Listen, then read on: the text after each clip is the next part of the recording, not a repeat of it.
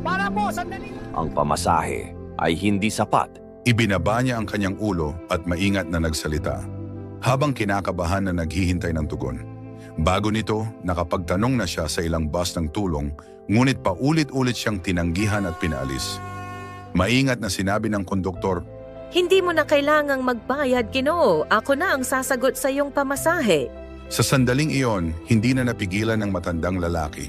Pumatak ang mga luha sa kanyang mukha at nanginig ang kanyang tinig. Salamat. Sa wakas makakauwi na ako at muling makakasama ang aking pamilya.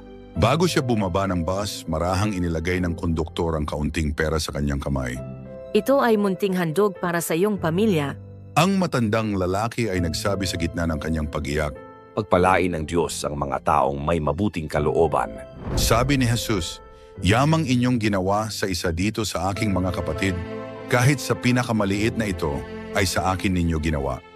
Kaibigan, handa ka bang ipasa ang kabutihang ito? Kung oo, huwag mong ipagkait ang iyong Amen.